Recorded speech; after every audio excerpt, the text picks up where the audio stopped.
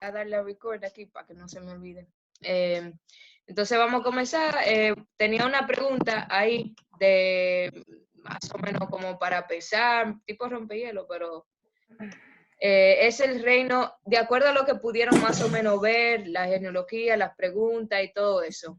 ¿Es el reino de Cristo inclusivo o exclusivo? Como 5 minutos dialogando en esto. ¿Qué creen? Yo creo que es inclusivo. ¿Por qué? Nada más hay que ver la descendencia de todas esas mujeres, de si fuera bueno, hay que ver de qué forma exclusivo, porque tú puedes ser exclusivo para el otro lado. Pero en lo que yo pude ver es que había de todo ahí, de todo malo. Depende, Sara, de qué significa exclusivo y en qué contexto. Si es exclusivamente cosas malas o exclusivamente cosas buenas. No, pero No, no yo creo que solamente se había recoge cosas malas. todo. No solamente había cosas malas. O exclusivamente para los que toman su decisión. Yo pienso que cuando se refiere a inclusivo significa como que si da la bienvenida, que si a cualquiera. Incluye. Que, exactamente, que se incluye. Y algo que me sorprendió mucho fue, porque es como cuando tú te pones a estudiar, viendo detalles y viendo la vida de cada persona, como que es diferente. Quizá tú lees la Biblia y tú la lees porque estás leyendo un versículo o algo así, pero cuando tú empiezas a ver detalles de la vida de personas, para mí es totalmente inclusivo. Tan solo con la vida de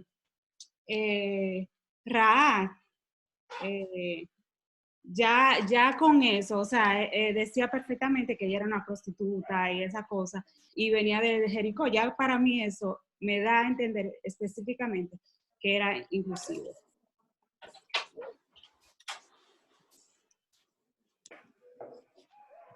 Sí, nosotros también pensamos que es inclusivo porque, o sea, no solamente, me imagino cuando Carmen mencionó, estaba haciendo la definición de cosas de los extremos, era juzgando en base a los estándares que pone la sociedad de ahora, porque también habían cosas, vamos a decir, entre comillas, buenas, no estoy hablando necesariamente de algo puramente bueno o malo, pero estaba Haru, por ejemplo, que era, o sea, trabajador, una guerrera, tiene hasta su propio libro, y también está Betsabé, que aunque no venía de ascendencia con un linaje de poder, fue una reina madre, entonces también tenía, por así decirlo, cierto estatus, vamos a decir, aunque sabemos que la mujer en ese momento pasaban a segundo plano, pero aún así estaba dentro de un, qué sé yo, de un ambiente de dinero y ese tipo de cosas. O sea que no necesariamente bajo los estándares de la sociedad convencional incluía solamente personas en un contexto malo, pobre o servicial, sino que era de todo. O sea que inclusivo definitivamente de todo lo... Rey David, que el rey David fue el segundo rey de Israel. Alguien con poder, alguien como de la realeza, o sea que están todos los extremos. Pero a nivel de pecado todos estaban hundidos. Y la misma Ruth, aunque era una guerrera y todo, de donde ella venía no era muy puro tampoco. Pero recuérdate que a nivel de pecado estamos todos hundidos, o sea que ahí no iba a haber nadie. Pecado, no iba a haber nadie bueno iba a haber. Ni siquiera uno justo. Desde que dicen, todos somos pecadores y todos tenemos la oportunidad de arrepentirnos, yo creo que ya es inclusivo, nada más por esa aseveración. Todos somos pecadores, todos. Si no fuera inclusivo, ninguno pudiera entrar. Yo el otro día... Pero como, yo pienso como, imagínense... perdón, Ale, no sabía. Es que me vino a la mente ahora, porque mencionó a Emilia David, que yo no lo estaba pensando, lo había pensado, pero ahora porque lo pensé. David, recuerda que David estuvo con todo que cometió adulterio, está alguien pidiendo ahí. No se escucha. Oye, mal. Bueno, David cometió adulterio con Betsabé.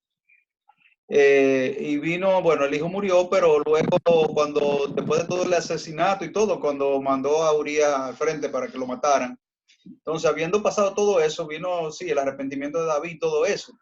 Pero fíjate que vino después Samuel. Entonces, vemos que también en este asunto David la tolló bien atollada. Bien atollada. Bien atollada. Y por ahí siguió la línea también. Sí. Sí, antes de seguir con las preguntas y eso, solo quería enseñarles un poquito de las genealogías en la Biblia, porque yo sé que estos son de los pasajes que muchas veces saltamos, muchos nombres raros y cosas. Entonces, a manera de ejemplo, tenía Génesis 5. No sé si lo leyeron, en verdad, yo debí de poner ahí que no tenían que leerlo, pero solo quiero como hacer una pequeña... Yo lo leí, pero me puse loca. Nosotros lo Empieza de leímos. que hijo de fulano, hijo de fulano, hijo de fulano. Sí, pero lo importante aquí, una de las preguntas, yo puse, presta atención a los detalles, no siempre se menciona el nombre, de decir, de las mujeres que yo había puesto a mirar. Por ejemplo, para Betsabé no menciona su nombre, dice de la que fue mujer de Urías, en vez de decir Betsabé. Que es interesante que no usó su nombre, sino usó la parte mala con la que esa historia está asociada, porque automáticamente si dice de la que era mujer de Urías, eso quiere decir es adulterio, y uno asocia Urías, el que David mató. No como con la parte buena de esa, pero sí, para enseñarle algo aquí de un prontico.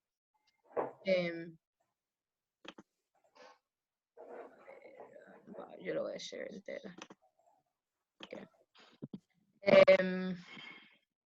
Okay. En Génesis 5 está la genealogía de Adán hasta, bueno, Noé y los hijos de él.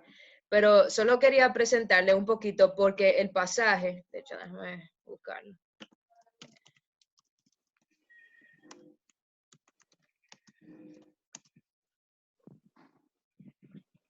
Si se dan cuenta, el pasaje dice, por ejemplo, ¿verdad? Dice quién Seth vivió 105 años y engendró y sucesivamente, pero es interesante que dice, después de haber engendrado a Enos y engendró hijos e hijas. Esa frase, en la Biblia siempre es bueno prestar atención a las frases que se repiten. Esa frase se repite aquí, se repite de nuevo en cada párrafo. Si lo ven, se repite de nuevo. Aquí también está. ¿Por qué eso es interesante? Bueno, es como decir, por ejemplo, y Alex engendró a Joan y otros hijos e hijas. Y Joan engendró a Caleb y otros hijos e hijas. Es como raro que no mencione esos otros hijos e hijas. O sea, tú estás mencionando una genealogía, dinos otro nombre. No, pero solo se va por una línea. Entonces, si uno traza la genealogía de la Biblia, hay muchas en Génesis, pero si uno comienza con Adán y va siguiendo la línea, básicamente uno termina, sí hay una genealogía que se da, no muy completa, de Caín, pero no es muy completa. Con la que uno sí termina comienza con Adán, y sabemos que estaba Caín y Abel, pero Abel Caín lo mató. Se suponía que por ahí iba a ser el linaje, él era como el hermano justo, pero al matarlo, Dios como proveyó otra vía, para ponerlo así, y ahí luego nació Set. Luego de Set, entonces, tenemos a Génesis 5, donde comienza, y Set vivió, y ahí entonces comienzan los nombres. Si uno va trazando los nombres, esto es lo que más o menos uno encuentra.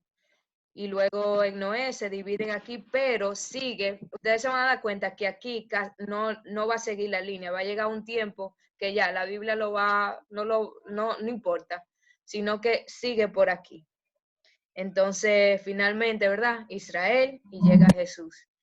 Es increíble que desde el principio, desde Génesis, se estaba llevando un récord, se estaba marcando esa línea, ese linaje de donde iba a venir el Cristo o el Mesías. Entonces, más o menos así, yo sé que a veces los nombres y todo eso, Pero por eso en esta parte dice, engendró otros hijos e hijas, pero eso no es lo que importa, porque al final nosotros lo que queremos saber es el Mesías, de dónde viene, eso es lo que importa. Entonces los otros como que no se caen un poquito, como no importan tanto, para ponerlo así. Y más o menos ese era un ejemplo de cómo funcionan un poquito la genealogía que quería hacer. Está bien. Bien, pero ya, bueno, hablamos en el diálogo un poquito. Una pregunta, Sara. Ajá. Ahora mismo creo que tiene un delay. Tiene. Sí, dime ahora. Está bien ahora. Aparte de lo que tú estabas haciendo énfasis con la imagen, tú también quisiste decir, o sea, lo interesante de que estuviera haciendo énfasis en dónde iba a ir el linaje, aún mucho antes de saber que iba a ser Jesús. Sí, exactamente.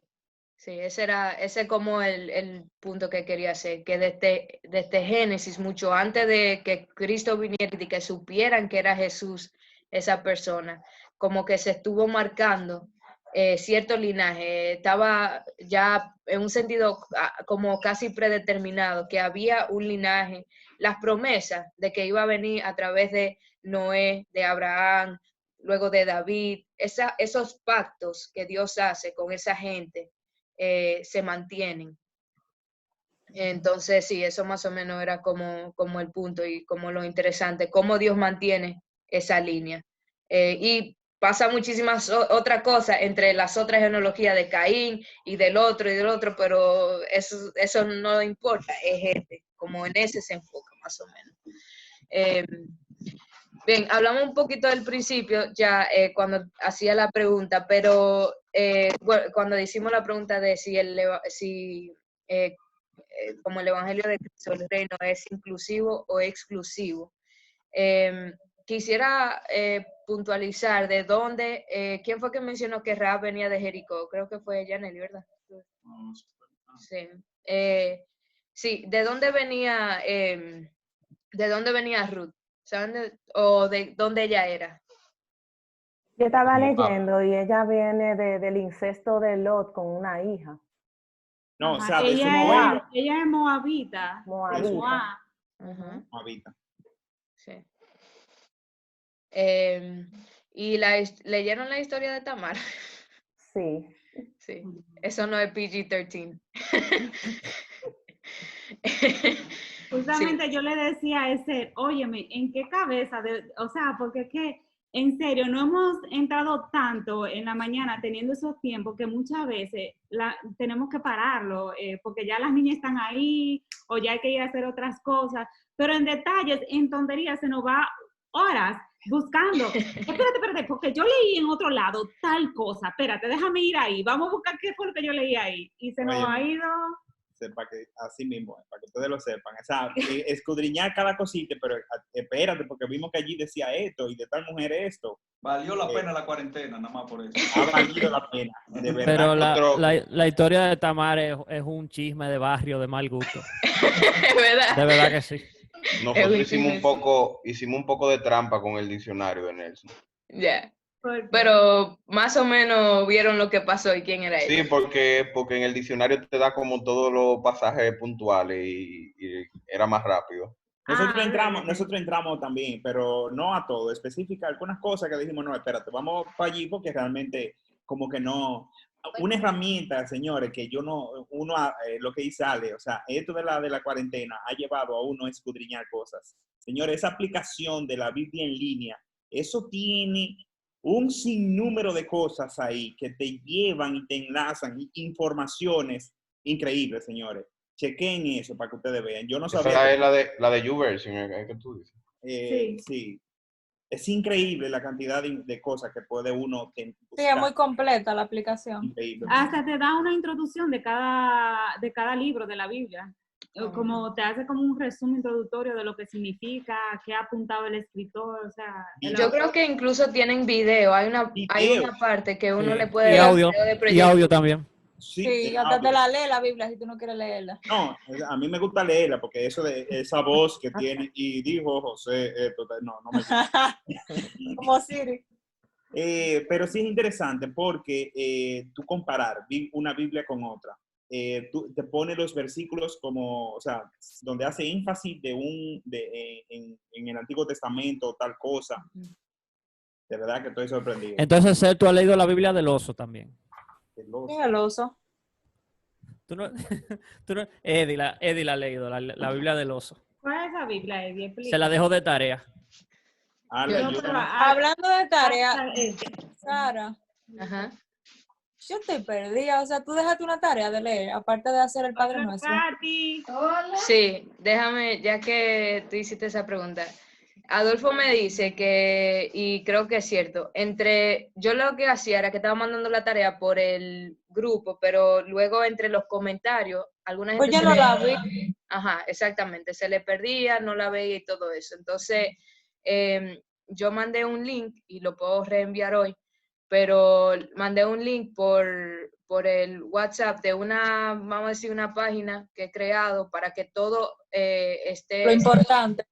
Exacto, que todo esté ahí. Entonces, básicamente, si entran, van a ver tareas semanales y ahí yo voy a estar publicando cada semana, ya la de la próxima semana. He puesto la fecha creo que de lunes no, de domingo a sábado, creo. Solo para no crear mucha confusión. Pero aquí está... Wow, Sara, ¿y cómo tú hiciste esa página? Con una aplicación ahí. Una sugerencia que yo le puedo dar con relación a eso es que si ustedes tienen una cuenta de ustedes en WhatsApp, envíensela a ustedes. Como regularmente no tienen información, yo lo que hago es eso. Por ejemplo, eso yo me lo mandé a tu propio contacto. Yo hago eso también. Entonces, así yo sé que no se me va a perder la información y está cerca, lo tengo cerca. Pero no a todo el mundo le permite eso. O sea, no todos los celulares como que te permite agregar tu propio número y chatear contigo mismo. Hay una manera también de hacerle como un bookmark, como aquí en mi computadora, pero creo que en los celulares también, y ya ahí uno lo Señores, puede... una forma palo de hacerlo. Ustedes hacen un grupo de WhatsApp, agregan a una sola gente y la otra gente que se salga y nada más quedan ustedes. ¿Cómo es? Yo lo hice así. Oye. Yo lo pongo así, yo hice eso, agregué a César y le dije, César, por favor, salte. Eso salió. No, también existe. O lo saca. Ahora que Carmen habla, y es que tú creas un grupo de WhatsApp y tú no permites que nadie hable, solamente habla el administrador. Ay, no, otro grupo no, por Eso favor. es que como que, exactamente, como que no Ajá. querían grupo. Entonces, nada, yo pienso que va a ser la forma más fácil. Vamos a ver cómo funciona. Si tenemos que adaptar, pues está bien. Pero ahí yo voy a poner incluso también... Perdón.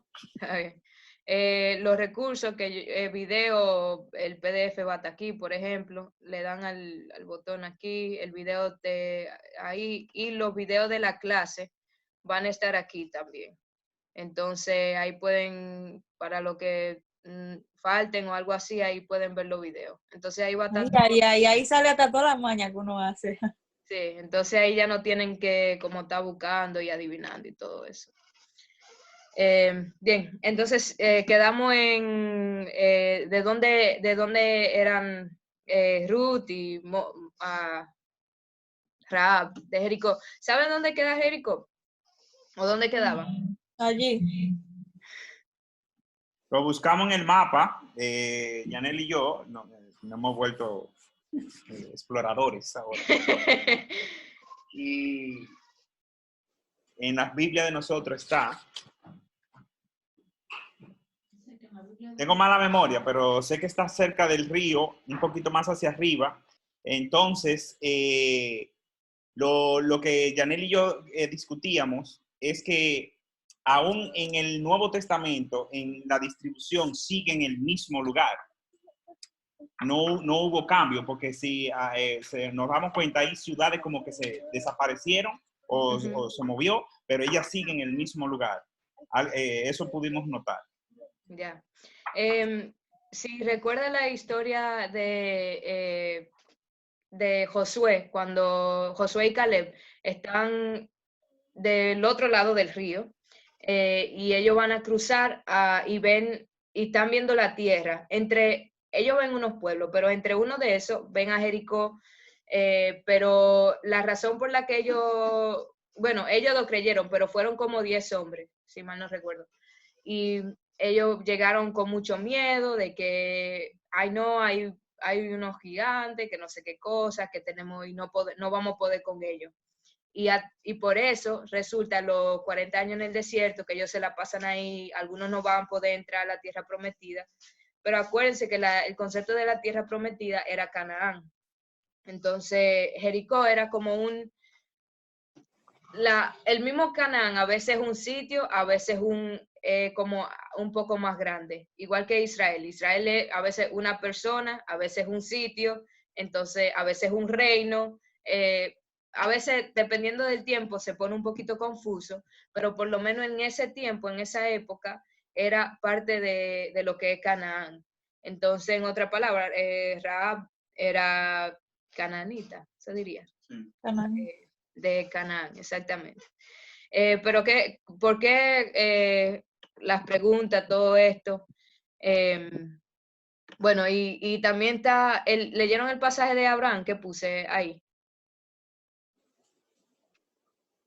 Porque normalmente nosotros recordamos a Abraham como un padre de la fe, pero Sí, que en Génesis 20, sí, cuando él hizo pasar a Sara por hermana. exacto. Él Que lo hizo 2 veces. era cierto, es cierto en un sentido, él es mitad hermana, pero no era la verdad completa. No. Sí, porque él quería negar que era esposa. Miedoso. Exacto. Pero ahí hay algo interesante, porque en sueño el hombre tuvo, no me acuerdo el nombre, pero tuvo una conversación con Dios. Y él le dijo, había temor de él por eso no estuvo con ella.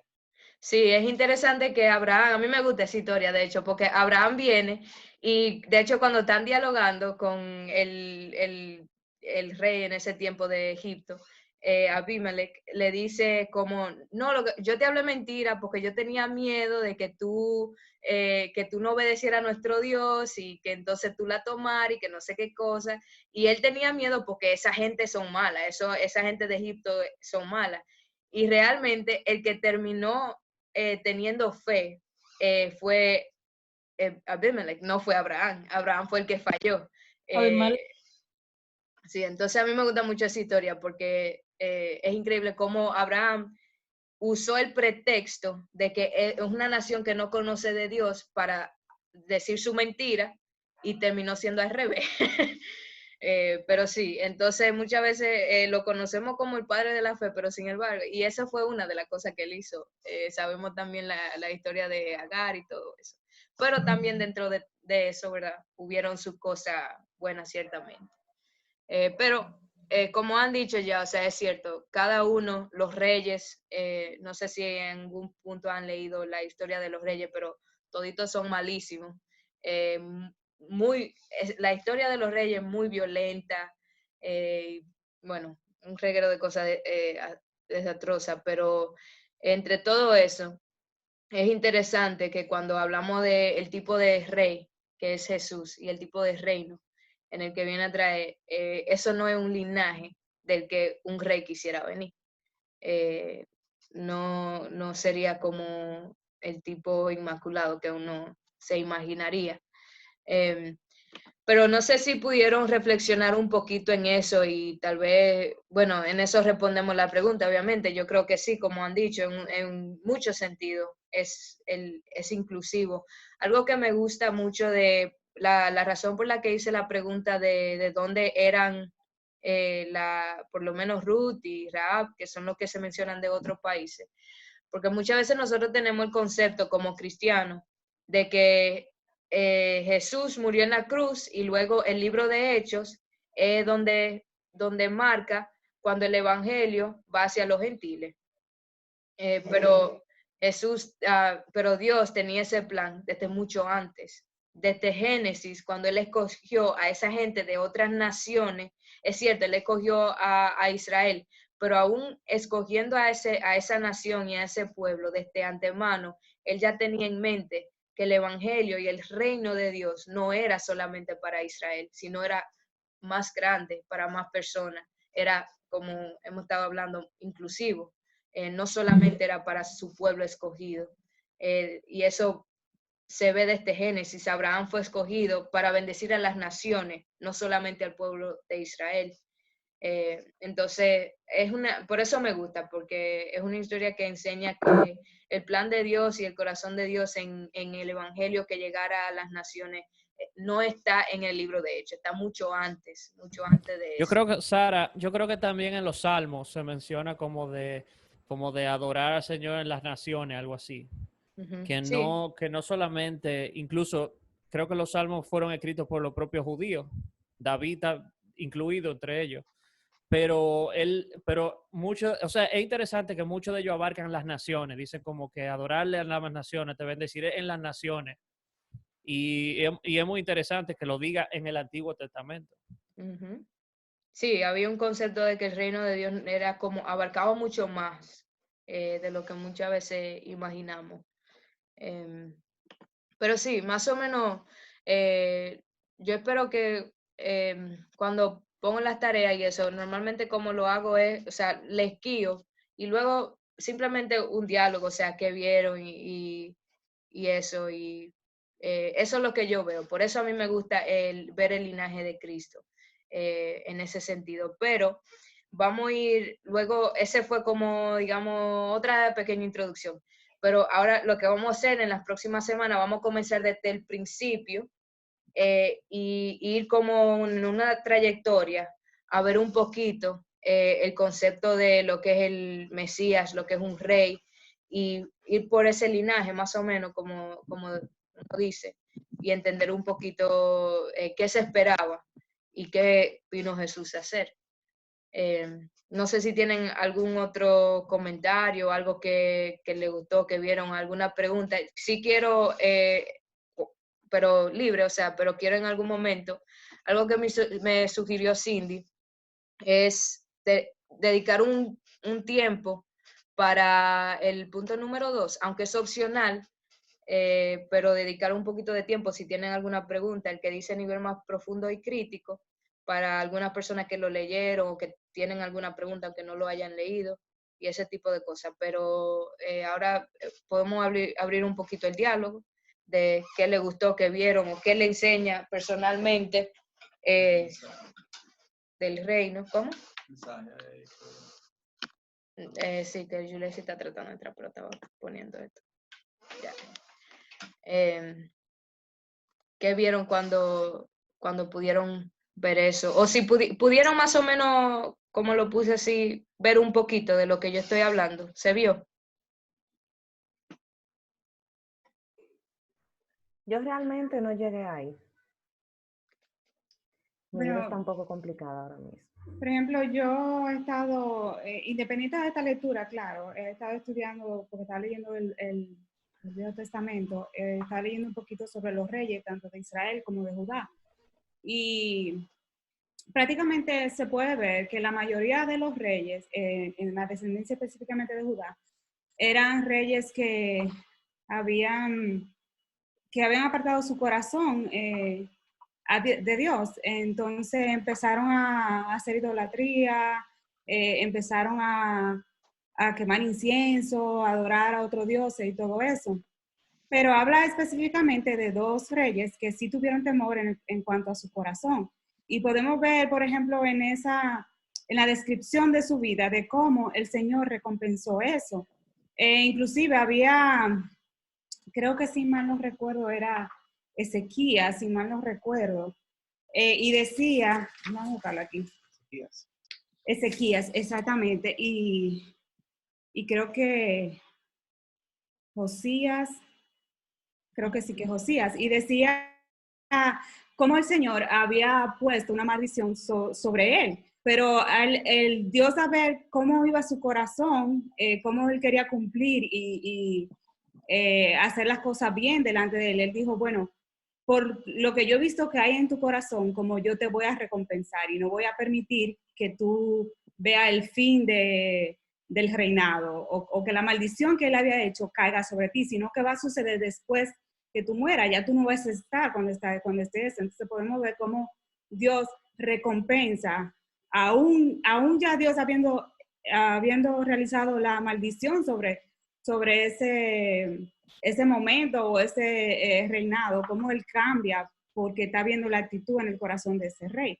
Y también algo que me llama mucho la atención es que también entre las vidas cuando está detallando la vida de cada uno de esos reyes, menciona cuáles eran sus madres. La madre de fulano, la madre de Perencejo, la madre de Sutanejo. Entonces yo me pregunto, ¿qué de diferencia habrán hecho esas madres de esos dos reyes en específico que en su corazón hubo temor de Dios? Entonces, como que por ahí, eso me habla a mí como madre también. ¿Puedo yo cambiar o predestinar, si se puede decir así, el corazón de mis hijas, por ejemplo, en mi caso específico? No sé, por lo menos yo lo veo desde ese punto de vista. Algo que ella y yo discutíamos en esa parte, que ella mencionaba eso sobre las madres de esos reyes y que era específicamente en algunos casos, ¿verdad? Entonces, siempre uno trata como de enlazar, y es así, la Biblia, tanto del Antiguo Testamento, con lo que tiene que ver con Jesús. Yo le dije, según lo que puedo entender, es que quizás eso sea como para unos saber acerca de la madre de Jesús también, que sería María, como en la introducción a Jesús, que es María. Mira, eso es algo que no había notado realmente, como que en ese instante mencione a las madres, pero creo que es algo muy bonito realmente, si es así. Una perspectiva diferente. Con lo de ahí yo puse en la tarea en el punto opcional, pero ya que Yaneli lo trajo a luz, hay una parte donde no sé si tuvieron tiempo de ver la genealogía de Lucas y la de Mateo, pero son bien diferentes, pero hay un nombre que es, bueno, hay dos, pero un nombre que luego es el padre también, pero hay dos nombres que son similares. En genealogía bien diferente hay un nombre que es similar y es Zorobabel. Y el personaje de Zorobabel, no sé si lo conocen, ¿alguien tuvo tiempo de hacer ese Chinain o no? Si no, yo lo puedo más o menos, le puedo explicar, pero... Bueno, nosotros leímos así hoy, porque es lo que te digo, como que se nos ha involucrado mucho tiempo viendo detalles y no pudimos completar todo completo, pero leímos sobre Zorobabel y que él fue uno de lo que Dios llamó a construir el nuevo templo. Y sí tratamos como que de ubicar más o menos el linaje, de dónde venía y por qué él específicamente, pero ahí no pudimos continuar. Sí lo menciona como tú dices en Lucas, y eso, prácticamente eso fue lo que vimos en él, como el llamado de Dios a él, junto con otros, a reconstruir el templo. Uh-huh.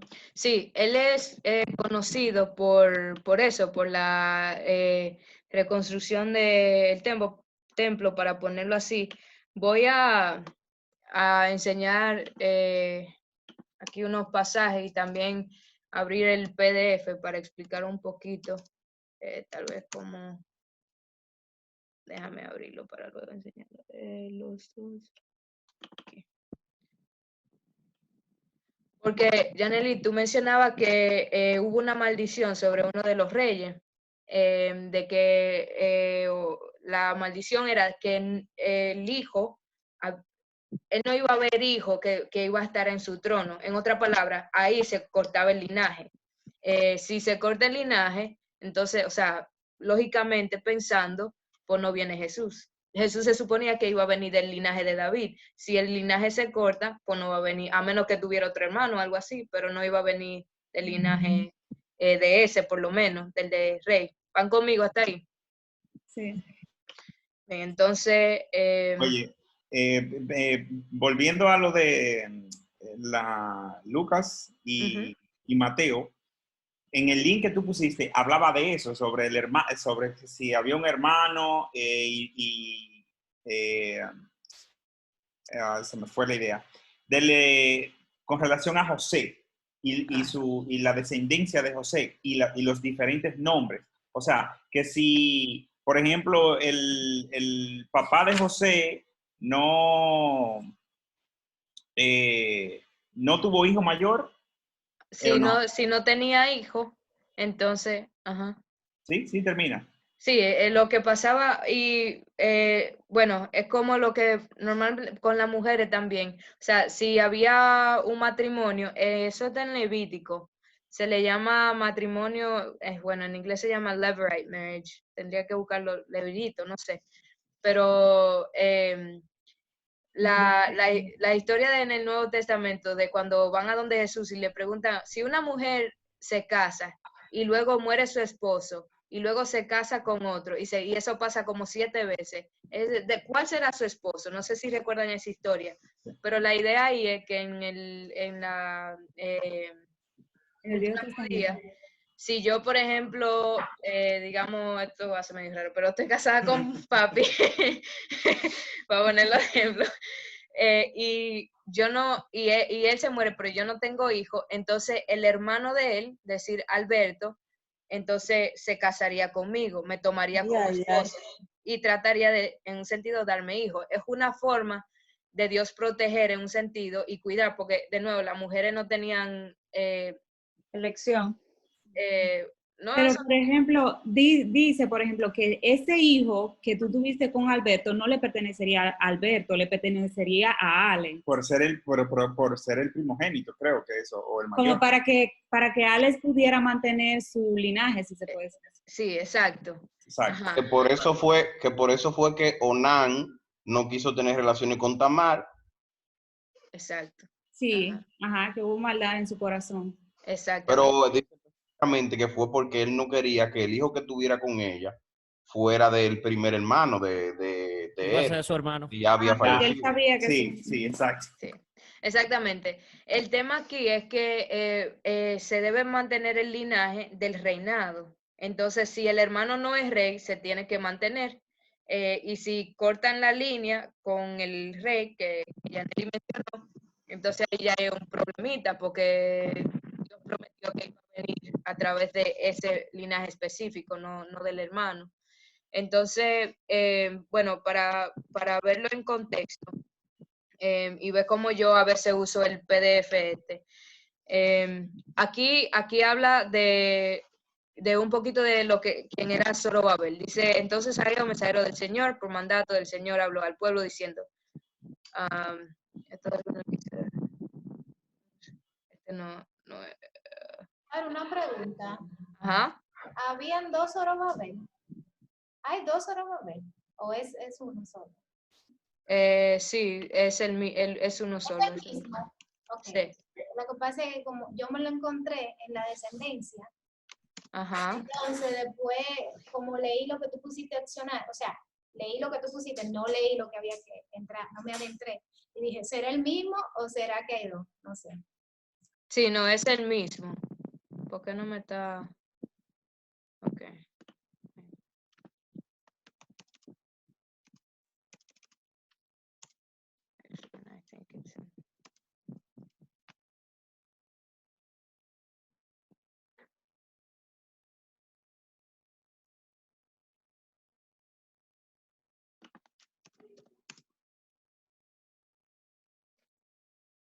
Okay. Aquí sí. Donde estamos situados, más o menos, para que entiendan un poquito. ¿Dónde tengo el PDF? Aquí.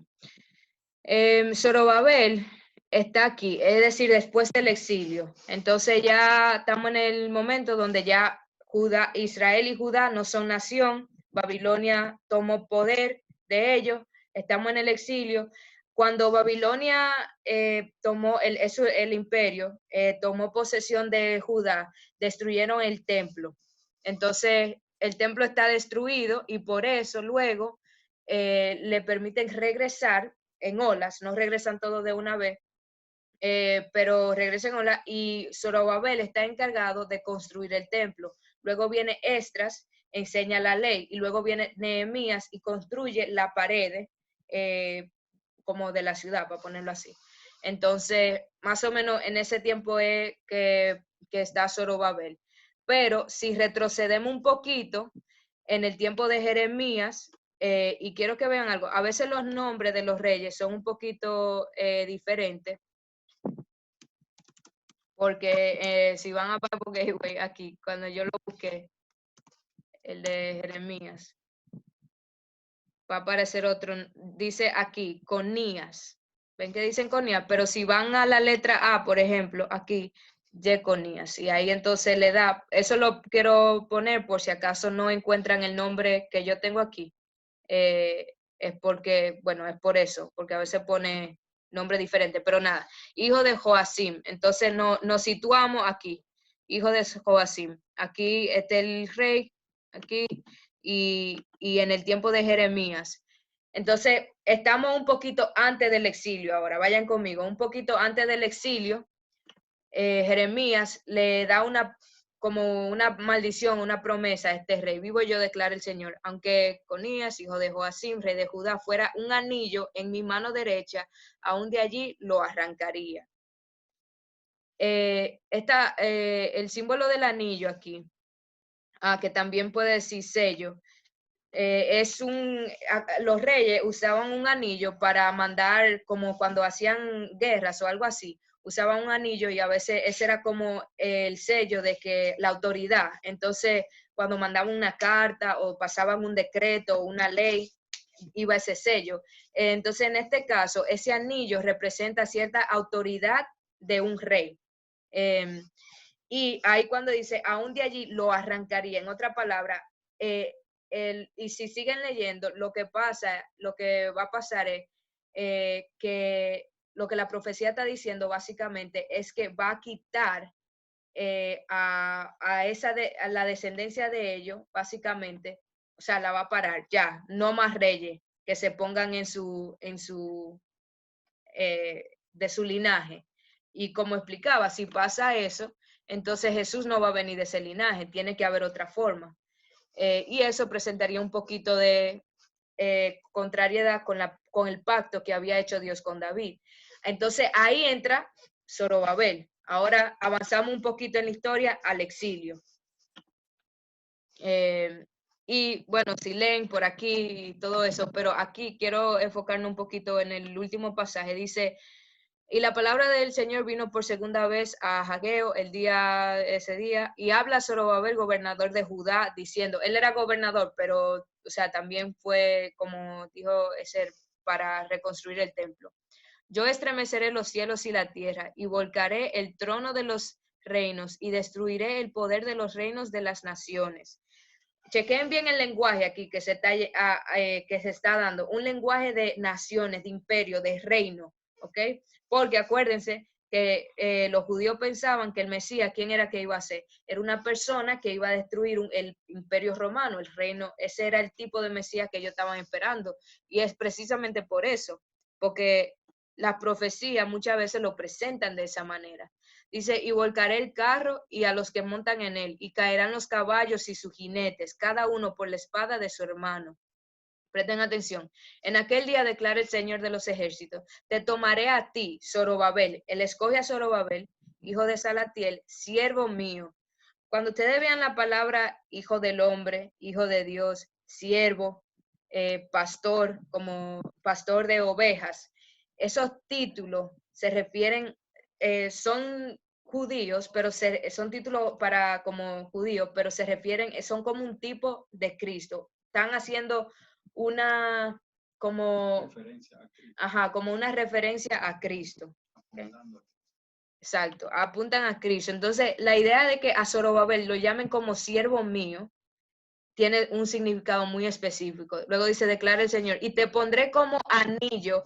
Entonces, él arrancó a un rey, pero puso a Zorobabel como anillo de sello, porque yo te he escogido. ¿Qué quiere decir todo esto entonces? Zorobabel, él lo escoge para reinstituir la promesa que se supone que Dios iba a hacer de que no, el Mesías iba a venir del linaje de David, aunque con aquel rey como había dicho, él dice, te arrancaré. Él escoge a Zorobabel y pone el anillo, en otra palabra, como reinstituyendo su pacto con Israel de que el Mesías iba a venir de ese linaje.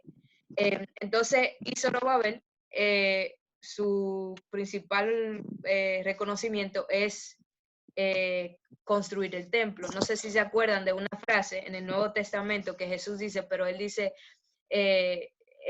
al tercer día, el templo como que se va a destruir, pero al tercer día va a ser reconstruido.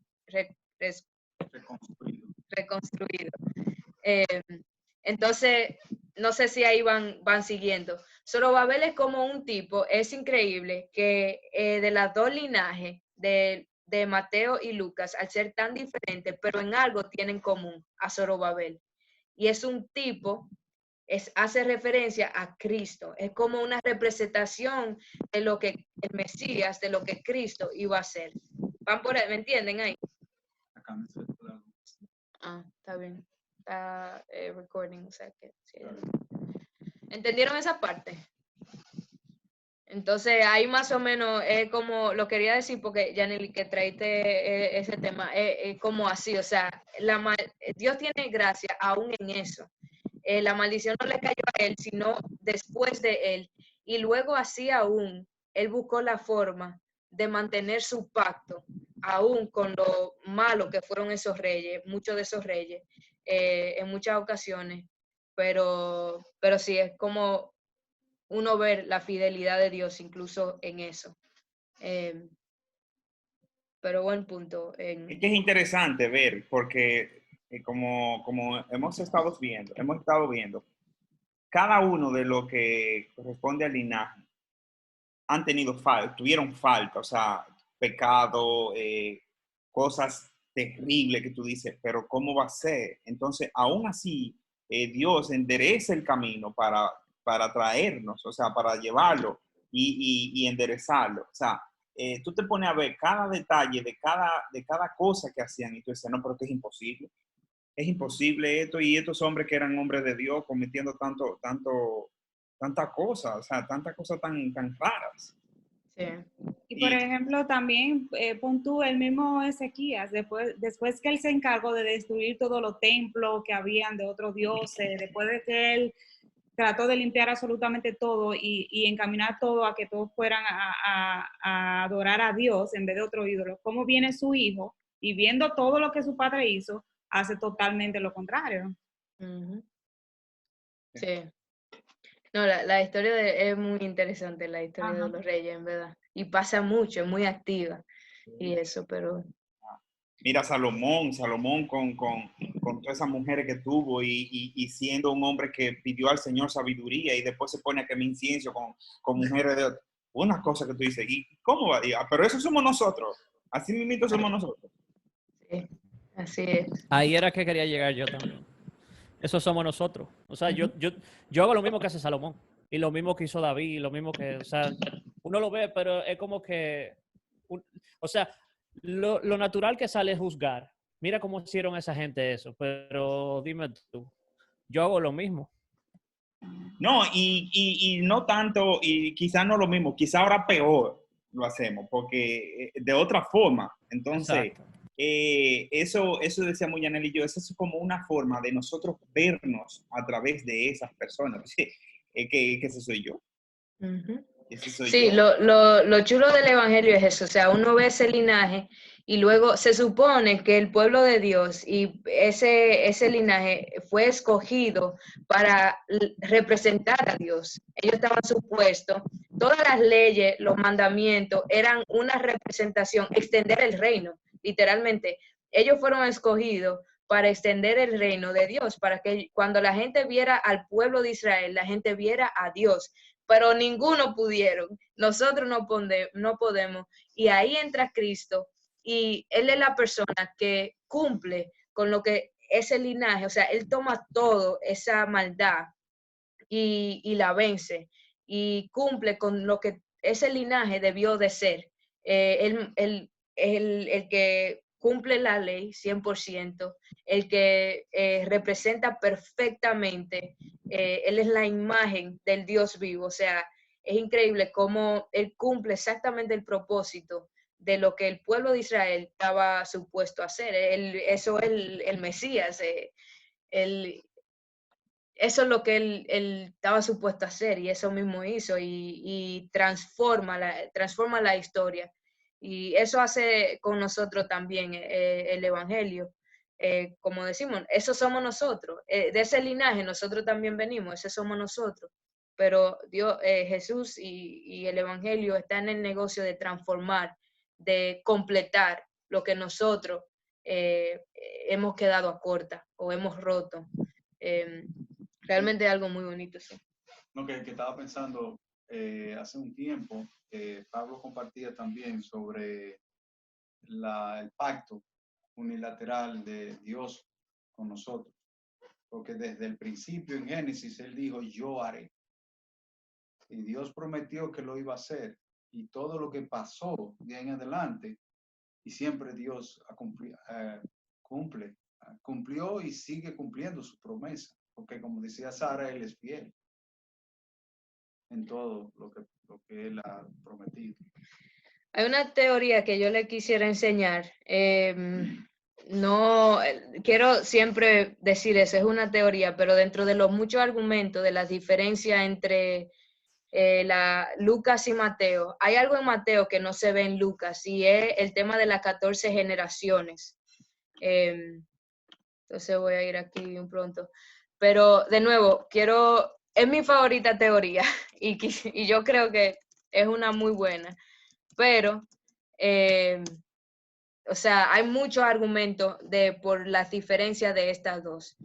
Pero algo que no se ve en Lucas es que Mateo aquí dice, de manera que todas las generaciones desde Abraham hasta David, es decir, esta primera sección aquí, ahí ven a Abraham en el principio y luego David aquí abajo, son 14 generaciones. Desde David hasta la deportación en Babilonia son 14 generaciones. Y luego de la deportación de Babilonia, ¿verdad? Lo mismo, 14 generaciones. Y uno se pregunta, ¿qué quiere eso decir de 14 generaciones, verdad? Entonces, esto es lo que alguna gente ha dicho y cree que es la razón por la que Mateo lo dividió así, pero de nuevo quiero enfatizar de que es como más bien una teoría algo que se puede superprobar. Pero voy a dibujar algo aquí para ver si entendemos. Entonces, tenemos 14, vamos a decir 7 y 7, ¿verdad? Eso hace 14. Esa es una generación. Entonces, luego tenemos otra generación de 14, 7 y 7. Y luego tenemos hasta el nacimiento de Jesús, tenemos otra generación de 14, ¿ok? Eso quiere decir que ahí en total, ¿verdad? Hay 6 veces, wow, ese 6 está bien feo, pero bueno, hay 6 veces 7, ¿verdad? No sé si, ahí yo puse Levítico 25, describe el año de júbilo. ¿Ustedes saben lo que es el año de júbilo? No, a veces cantamos eso, pero júbilo sabemos que es como regocijo, ¿verdad? Entonces, ajá. Canta aleluya. Exacto, como un aleluya, algo así. Canta aleluya de la iglesia. Canta Ajá. aleluya. Canta aleluya. Sí, bueno, exacto, en el año de júbilo. El año de júbilo, por si le interesa, ya que es verdad, lo cantamos en la iglesia y tal vez no sabemos qué significa. Está en Levítico, creo que 25, está en la tarea ahí en algún lugar. Sí, Levítico 25. Pero era un año donde el pueblo de Israel, básicamente, ellos trabajaban por 7 veces 7, 7 años, 7 veces. Entonces, eso da... Ya sabes. Sí, ya yo lo leí. Ok. Sí, da 49, ¿verdad? Entonces, el año 50, ese año, de hecho, ellos descansaban, pero el año 50 era el año de júbilo. Y ese año, bueno, ellos en cuanto a agricultura, ellos dejaban la tierra reposar. El año 49 y luego otro año más, el año 50. Eso quiere decir que ellos tenían que confiar en Dios de que Él iba a proveer, porque imagínense ustedes dejar la tierra descansar y va a abastecerse de lo que ya tienen, de la agricultura que ya tenían y que Dios iba a proveer.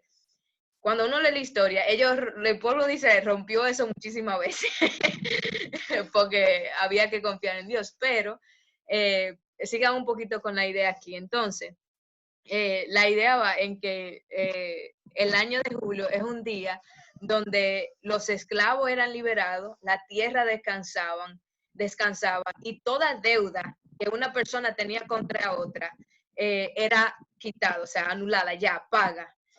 Saldada, exacto. Entonces, por eso, año de júbilo, porque todo el mundo estaba contento.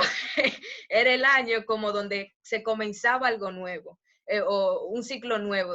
La gente estaba liberada.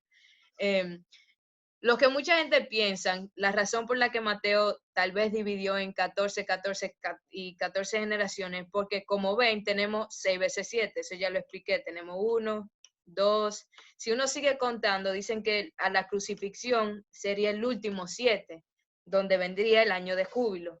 En cuánto sería el momento de la crucifixión, donde fue el año de liberación de nosotros. Nuestra deuda quedó saldada.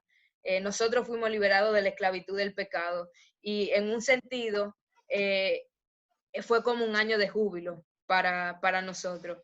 La otra razón, hay como varios puntos en eso, pero la otra razón es, ¿se acuerdan en Génesis 1?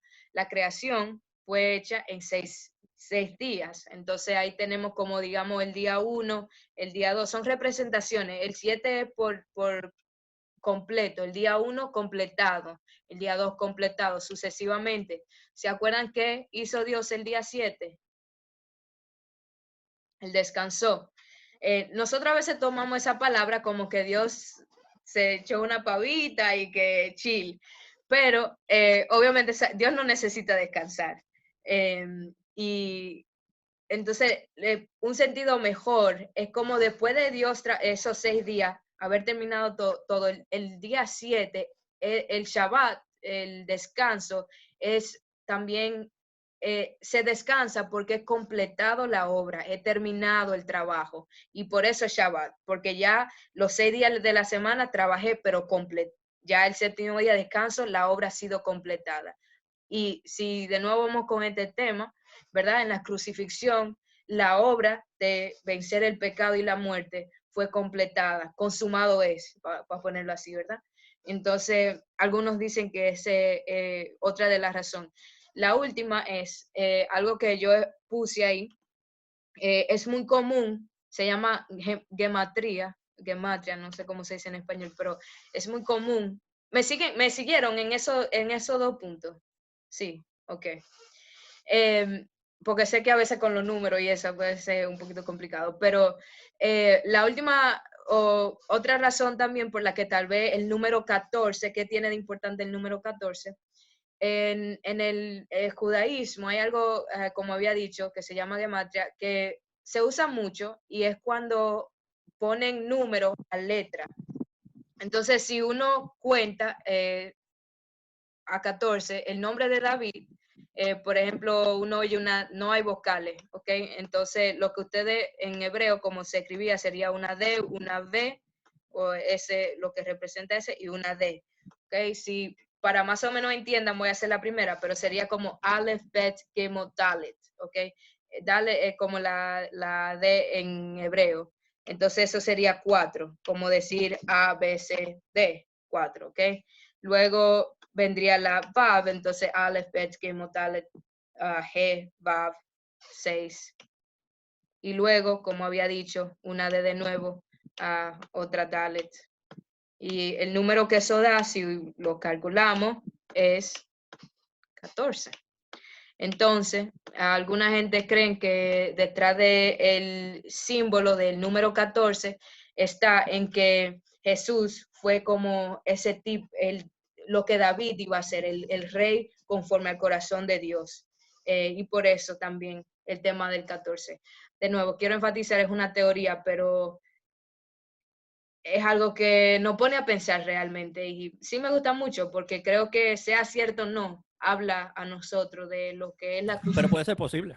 Exacto, sí, puede ser muy posible. Creo que es un argumento muy fuerte, en verdad. Pero es difícil uno probarlo así por así.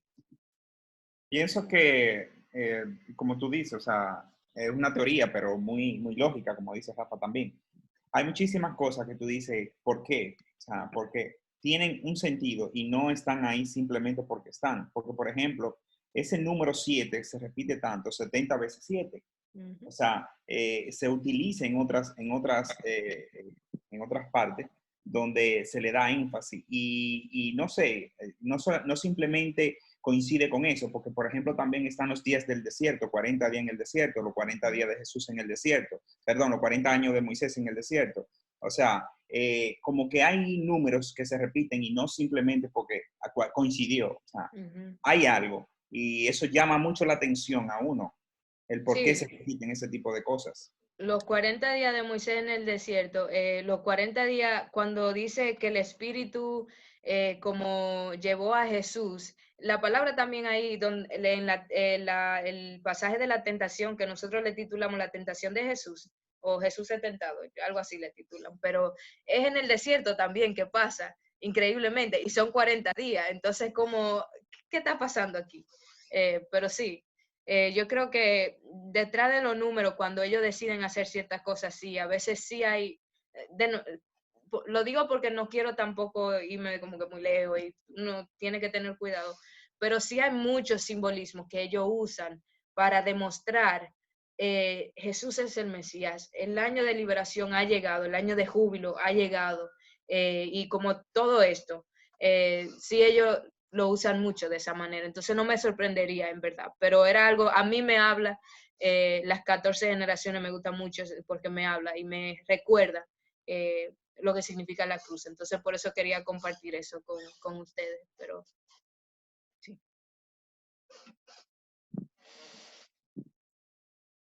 No sé si ya básicamente eso era lo que tenía.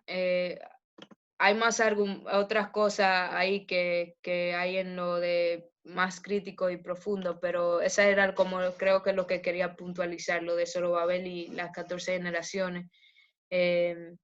Y eso del linaje, cómo el reino de Dios es desde un principio mucho más inclusivo. Muchas veces los cristianos lo titulan por ser exclusivo y realmente es al revés, ha sido mucho más inclusivo desde el principio de lo que uno muchas veces piensa. Pero eso era lo que más o menos tenía para hoy.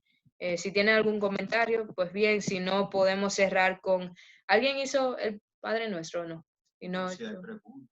Ajá, o si hay preguntas, comentarios también, exacto. Y si no, pues, si no hay preguntas ni comentarios, pues cerramos con... yo puedo orar si nadie hizo un... Yo solo quiero agregar que, o sea, agregando a eso de lo de inclusivo, yo creo que lo dije el martes, y es también analizar como la propia vida de Jesús. Jesús se juntaba con gente que eran despreciables para la época.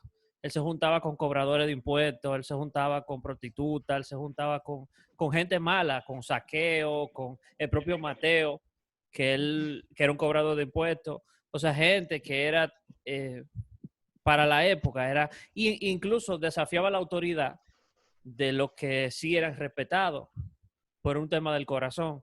Entonces, pero no los rechazaba porque él siempre estaba al lado de un fariseo, de un saduceo, y siempre estaban hablando, siempre estaban constantemente. Ellos lo buscaban a él para tentarlo.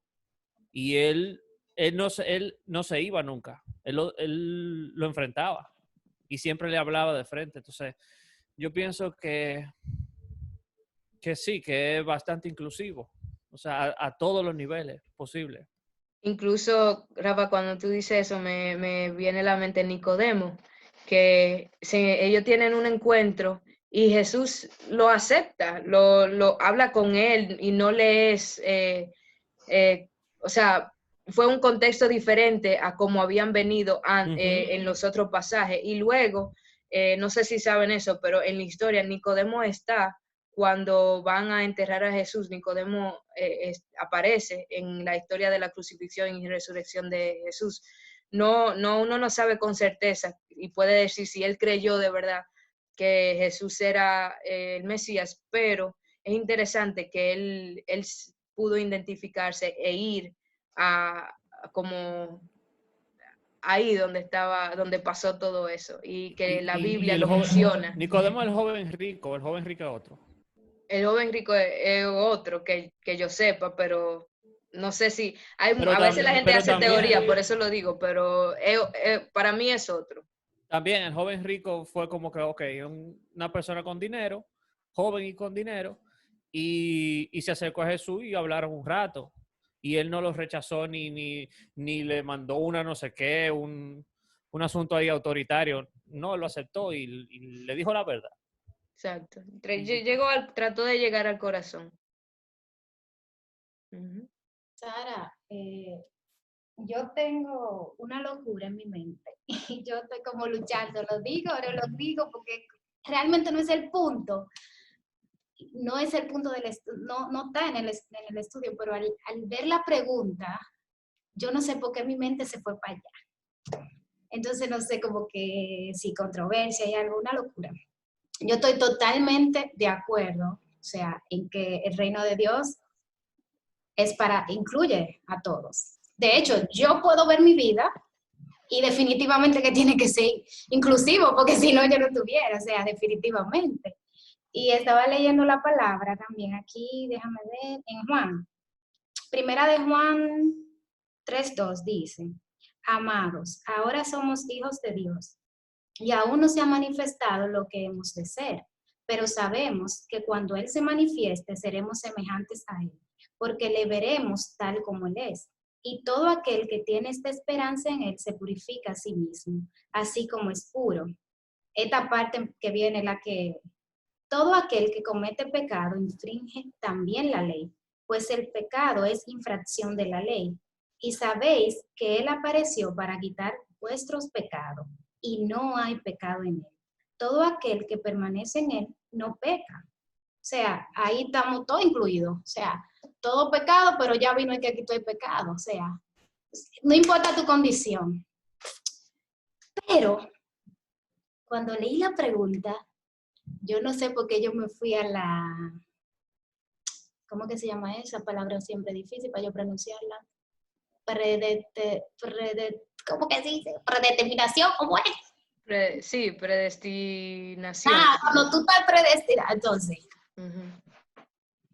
Yo sé que Dios, o sea, ya todo lo que han de ser salvos, ya son salvos. Entonces, como ahí, entonces la pregunta me dio un volteón, porque incluido para todo el mundo, pero es exclusivo para los que ya están salvos, para los que ya han de ser salvos. Entonces, como que eso realmente me causó mucha incógnita. Y no sé, yo sé que no es el caso, porque el punto está claro, de que claro que incluye, pero ese tema de la que yo no sé mucho, que no lo domino mucho, de la predestinación, me llegó a la mente y como que me volteó un poco. Yo lo que pienso es que si tú tienes vida, tú tienes esperanza y tienes oportunidad. Entonces, a ver si entendí, para yo entender lo de María.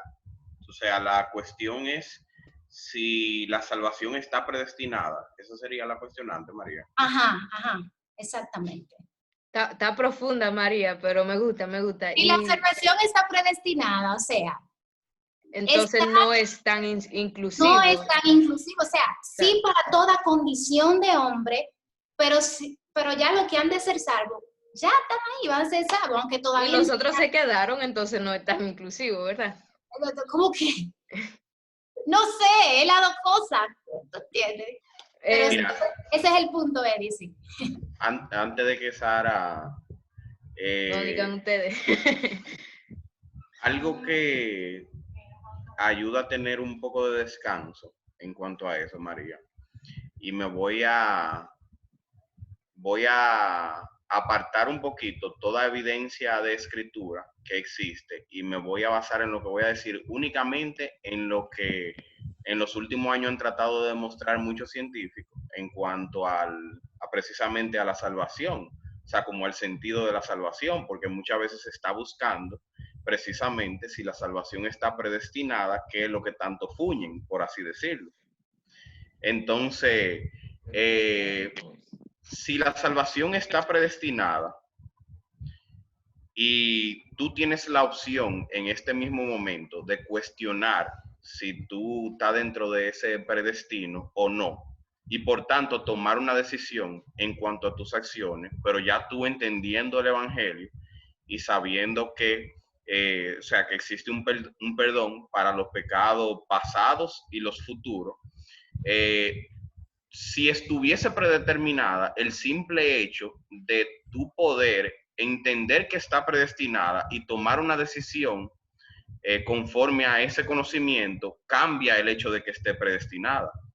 Porque tú no podrías, o sea, fuera un círculo vicioso en el que tú, vamos a suponer que tuvieras predestinada a no ser parte de la salvación o a ser parte de la salvación. El hecho de tú conocer eso y tú actuar conforme a eso, tratando de cambiar las consecuencias, te haría de una manera u otra perder la salvación o ganarla, si hubiera una forma como tal de ganarla. No sé si tú estás siguiendo mi hilo, María, pero es el asunto de que se presenta en muchas películas como del tiempo y de los viajes en el tiempo y demás. O sea, si tú pudieras conocer el tiempo, lo que va a pasar en el futuro y volver al pasado para cambiarlo, probablemente el hecho de que ahora mismo tú conocieras el tiempo y pudiera volver al pasado cambiaría y ya tú no conocieras el tiempo y no pudiera volver al pasado.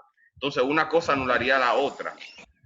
Es complejo y estoy viendo la cara de Alex allá atrás. Pero el asunto es que yo en lo particular, por las evidencias que se han buscado, no hay forma de que nosotros podamos llegar al conocimiento de si está predestinado o no, viéndolo del plano terrenal de nosotros.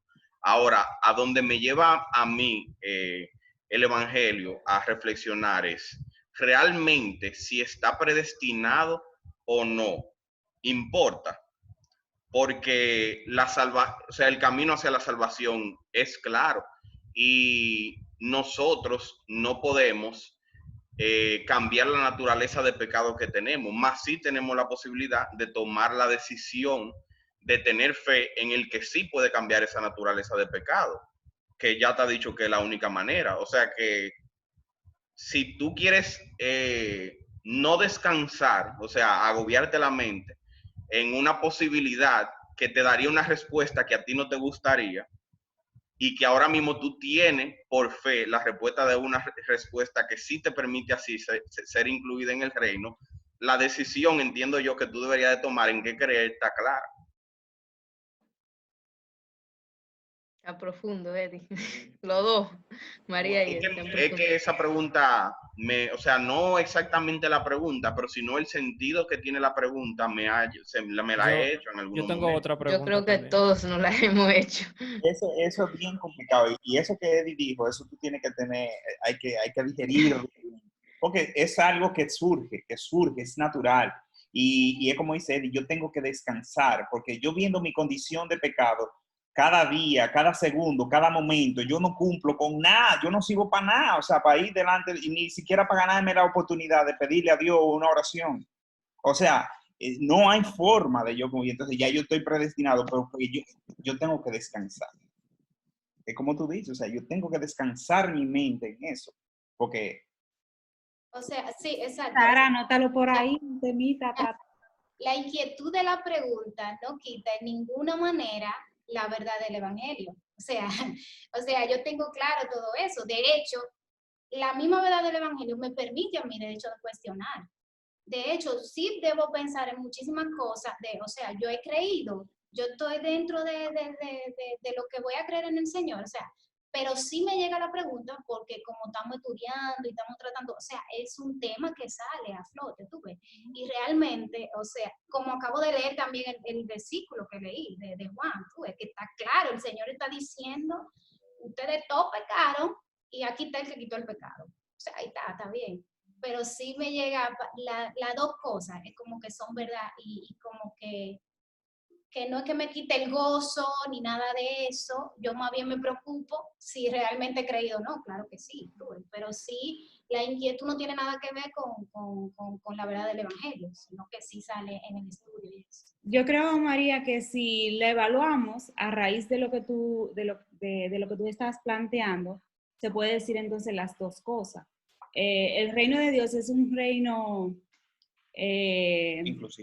inclusivo, porque está abierto para todo aquel que quiera venir a él. Pero una vez que tú estás en él, es exclusivo para ti que estás adentro. Entonces, como que ahí se puede aplicar ambos conceptos a la vez. Claro, dependiendo de en qué punto tú lo estés aplicando. Si lo estoy aplicando para mí, que ya estoy dentro, pues entonces es exclusivo para nosotros, lo que le hemos recibido, lo que hemos creído en él, y es exclusivo porque está abierto para todo aquel que quiera entrar a ese círculo, si se puede decir así. Eso es muy, muy buena manera de ponerlo, sí. Mira, digo, Rafa tenía que decir algo ahí también, pero también... No, dale para allá. Yo pienso, por ejemplo, en eso de lo exclusivo, en cómo puede afectar a una gente que ya yo le haya dicho, que conoce.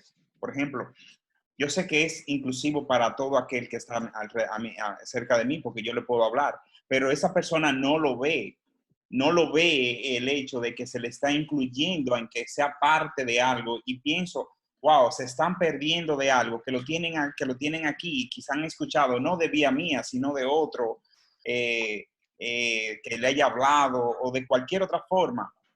Y pienso en que esa persona está siendo incluida y no lo está viendo. O sea, no sé si me doy a entender lo que yo quiero decir con eso. Sí. Y de hecho, pero una cosa también que sale, o sea, yo creí en el Señor, pero ¿quién puso en mí la sensibilidad para creer en Él? O sea, al final el Señor puso en mí, ¿no? O sea, la sensibilidad de su evangelio y de abrirme los ojos. O sea, mis ojos fueron abiertos. Tú sabes, como que... Sí, realmente, Rafa, la pregunta tuya va más o menos con el tema este. Sí, era por ahí, Dale pero para también allá. se metía como más profundo para otro lado. O sea, era más un comentario como de entender cómo piensa Dios muchas veces. Y eso es algo que yo he tratado como de reflexionar mucho últimamente, como de qué tipo de relación tengo yo con Dios, cuál es el tipo de relación. O sea, cuando tú te relacionas con un amigo o con un familiar o etcétera, o sea, o con un compañero de trabajo, es diferente. Entonces, muchas veces, o sea, partiendo del punto del tipo de relación que tengo yo con Dios, es completamente diferente al que tiene, por ejemplo, con Sara o con Ezer o con Eddie o con Dania, que la veo ahí. O sea, es completamente diferente. Entonces, muchas veces comprender cómo piensa Dios, cuál es el corazón de Dios, que Él lo ha plasmado todo en su palabra, pero es muy confuso. Pero también nosotros somos personas que somos muy complejos en lo que nosotros pensamos, en lo que nosotros muchas veces decimos. Entonces, es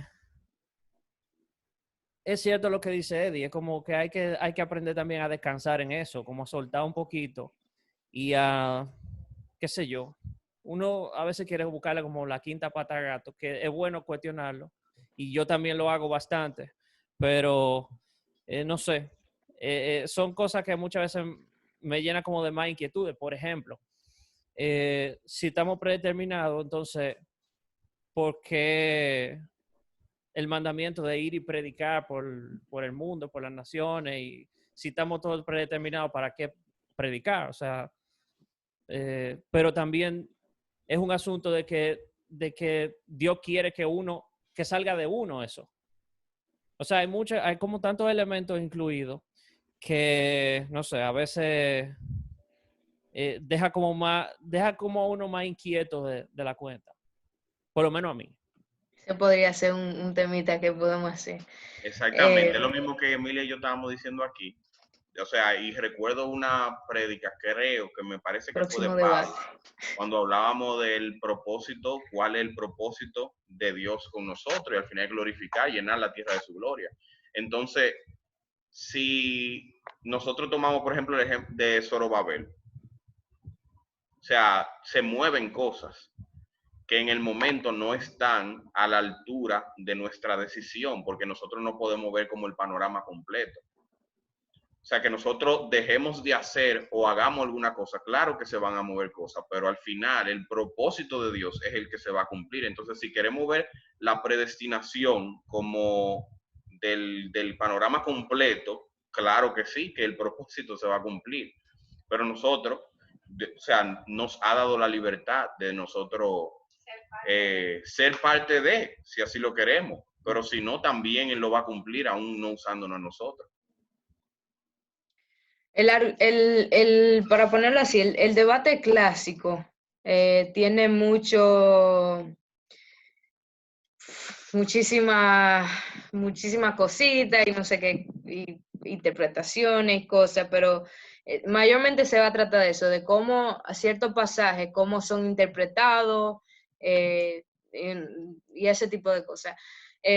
Con eso yo pudiera hacer otra pregunta, ya que estamos como en el tema de la salvación, pero yo creo que como cristianos muchas veces vemos la salvación, y yo tiendo a hacer eso también, cuando en la crucifixión y la resurrección de Cristo, y no es menos cierto, pero si yo pregunto en qué momento uno se salva, ¿cuál sería como su respuesta? ¿Ustedes se han preguntado eso alguna vez? ¿Cuándo uno se salva? Porque en el pasado no estaba Jesús. Y yo sé que la gente dice, sí, pero el sacrificio cubre por todo. No, hermano, o sea, el sacrificio pasó después. Pero de igual manera, luego dice que el Espíritu Santo es quien regenera y que la verdadera salvación es la transformación de un corazón de piedra, está en Ezequiel 37, de un corazón de piedra a un corazón de carne. Eso es la regeneración, los huesos que van de la muerte hacia la vida. Eso es salvación. La palabra salvación es rescate. Jesús rescató, por ejemplo, a María Magdalena, tenía 7 demonios. Él la sanó, la rescató, la redimió. Eso es la salvación. Entonces, ¿qué realmente es la salvación y cuándo pasa? Realmente es un misterio. Creo que es un misterio del Espíritu Santo y por eso es tan difícil cuando hablamos de la predestinación, porque estamos hablando de que en algún momento de la historia podemos saber quién, cuándo y cómo ciertas personas son salvas. Entonces ahí se pone un poquito difícil la cosa. Creo que sí, en un sentido creo que el tema es un poco por encima, pero ya que hiciste la pregunta, María, yo creo que como la Biblia no es tan sistemática como nosotros a veces la ponemos, cuenta una historia. Los autores del Nuevo Testamento luego cogen del Antiguo Testamento y básicamente están dando testimonio al evento con Jesús que pasó, y luego la promesa del Espíritu Santo, y luego cómo ese evangelio se lleva. Pero si hablamos de escoger, porque la predestinación es un poquito diferente.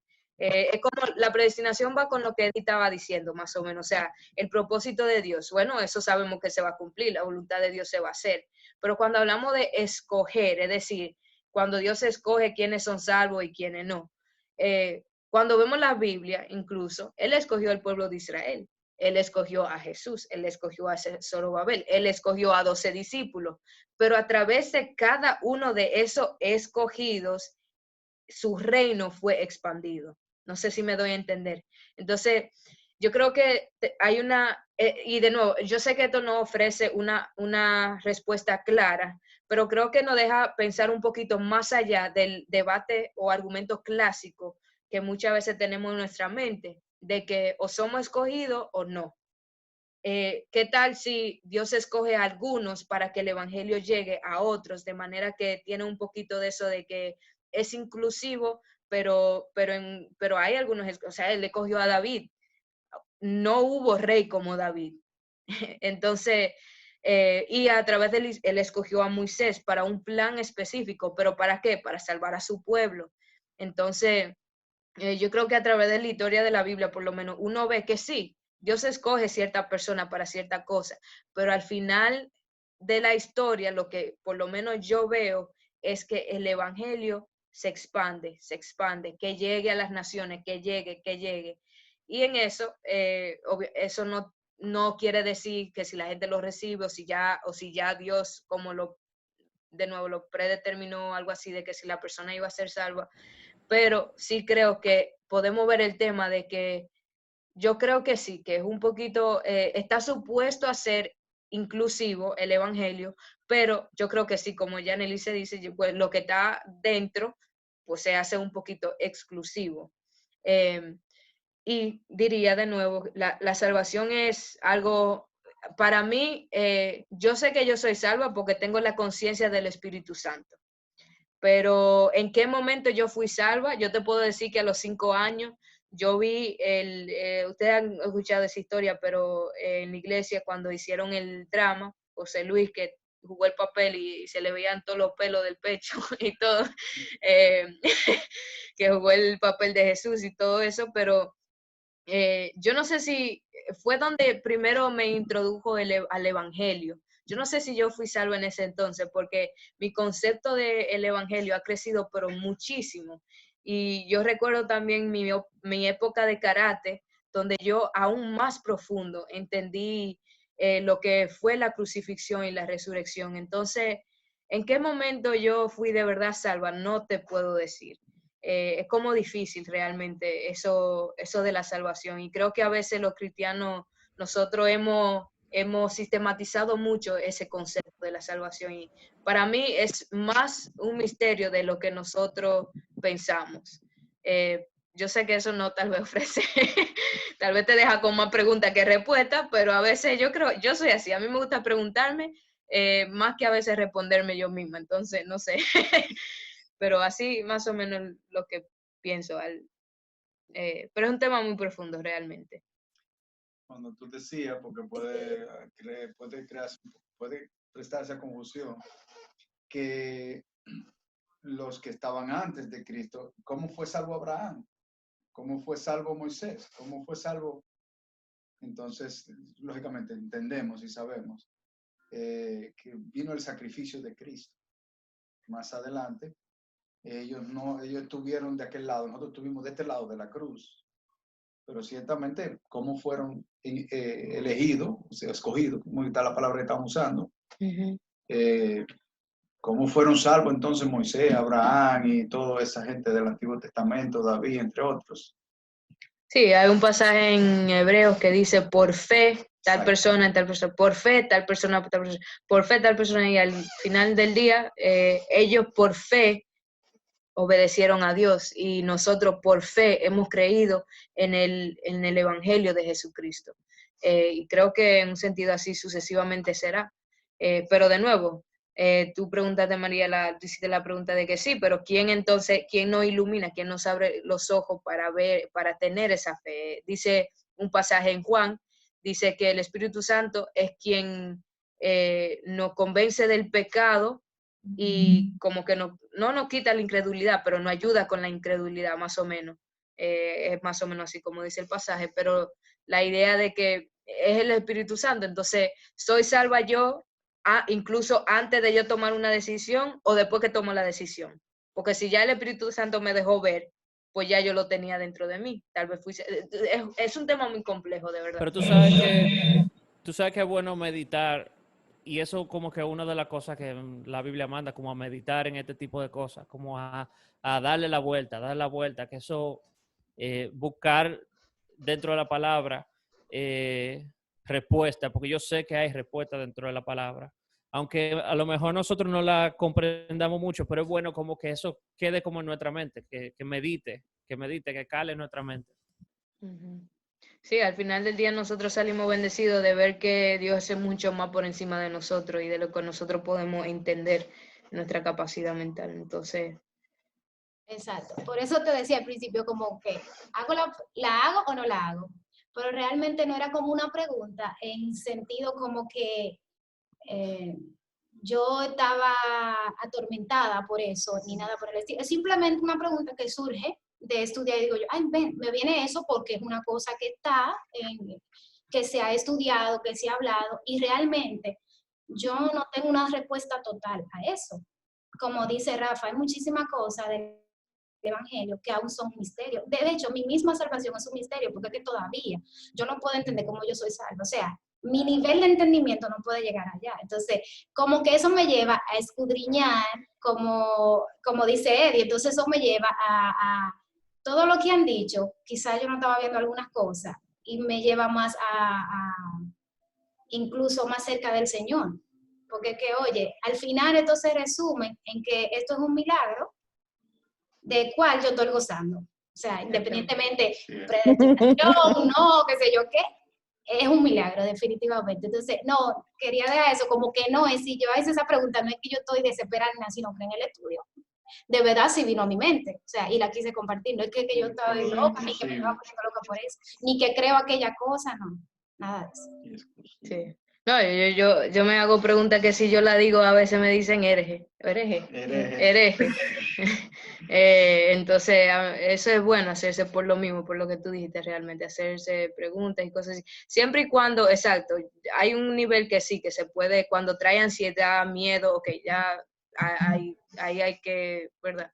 Pero preguntas así donde nos lleven al punto de como nos lleven al límite de la capacidad humana y a veces uno se esfuerza tanto tratando de buscar y termina un poco frustrado, pero en un sentido, luego que uno descansa un poquito y dice, wow, es que no lo puedo entender, y es como te hace un poquito más chiquito y realmente uno ahí reconoce, ok, es que Dios está por encima de...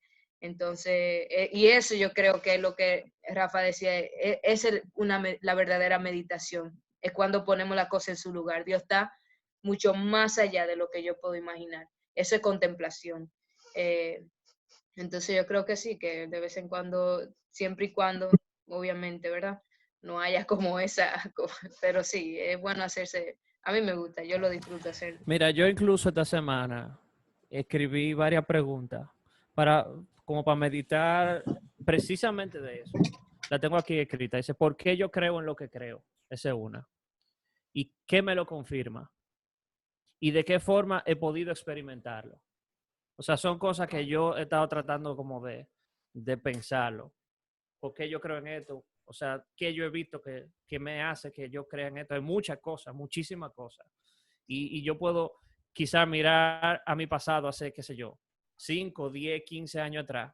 Es muy diferente ahora mismo. O sea, hay muchas cosas que yo puedo comprender que antes no comprendía. O muchas cosas que yo, qué sé yo, era antes que ahora no soy.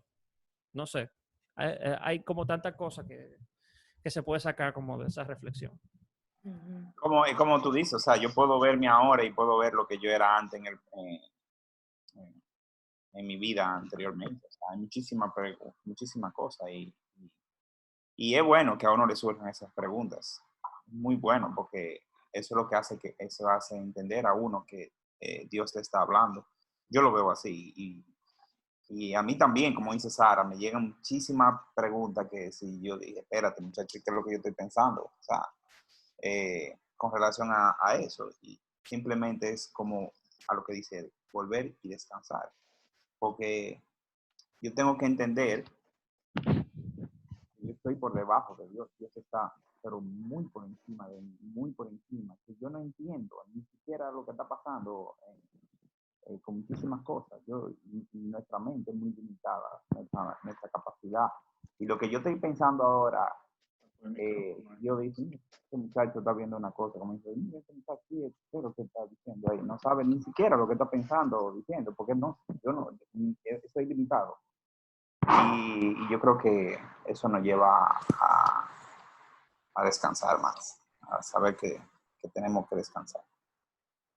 Que cuando Eddie hablaba que yo estaba tratando de seguirle en la línea, porque estaba muy profundo, pero sí, entonces, pero algo que él dijo me llamó la atención, y es el hecho y el Espíritu Santo te lleva a eso, es descansar en las promesas, descansar en la verdad, de que si el Espíritu te ha confirmado a ti que tú estás en Cristo, pues descansar en eso.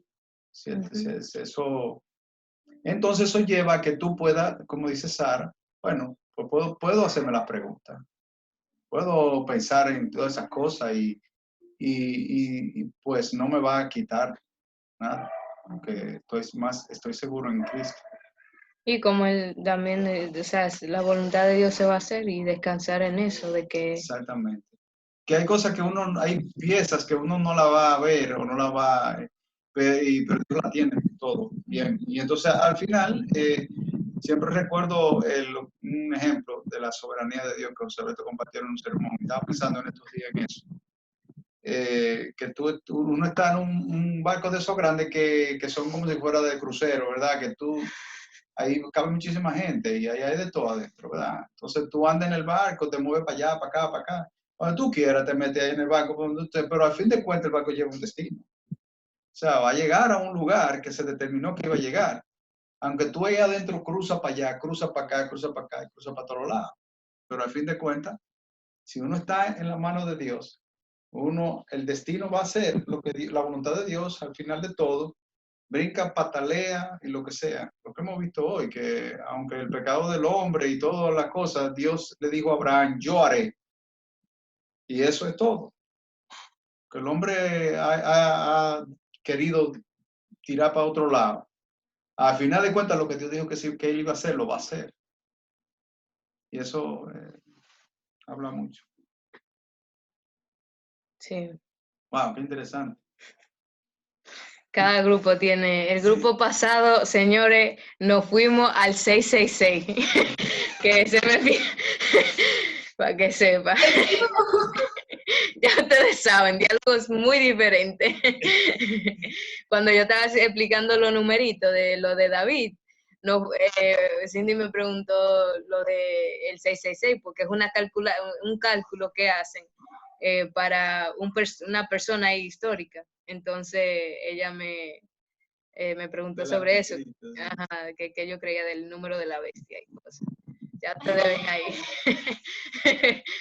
Sí. No, Sara, gracias a Esther, a Natalia, a Eddie, a Rafa también, y a ti, y a Alex, porque en verdad no es una pregunta que me tenía loca, pero sí vino a mi mente realmente. Entonces, como todo lo que han aportado, me habla mucho más el Señor, tú ves, y me hace ver muchas cosas que quizás yo no estaba viendo, y que por esa razón esa pregunta vino a mi mente. Entonces, como que cuando los hermanos hablan, de verdad uno es bendecido a través de ellos.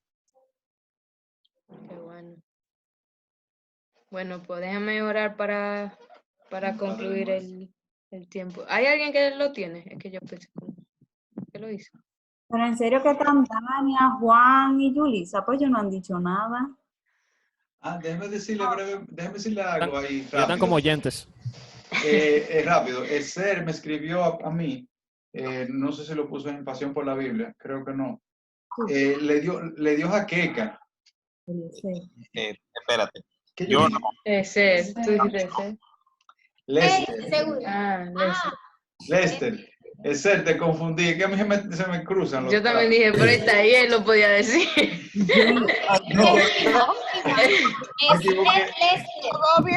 Me equivoqué. Lester escribió que tuvo que salir porque él estaba como con un dolorcito de cabeza y se le fue a jaqueca, ya estaba muy mal. Y entonces se tiró y por eso salió. Tomó algo para la migraña, Bueno, porque me dijo, migraña. Pues estamos en la misma sintonía. Yo no he participado porque no he estado bien últimamente y porque hace 2 días me dio migraña y esta tarde volvió y me comenzó y estoy como así. Preferí mejor estar muda y escuchar todo lo que han hablado. Pero para que oremos, sí, por Dania, Lester, con eso de la migraña, que hay mucha presión y eso. Yo estoy aquí para estoy cansada, estoy pendiente. Y entonces la señora aquí está, pero está oyendo desde su tranquilidad. Eso está grabado. Wow. ¡Qué vista! Vale, está ahí.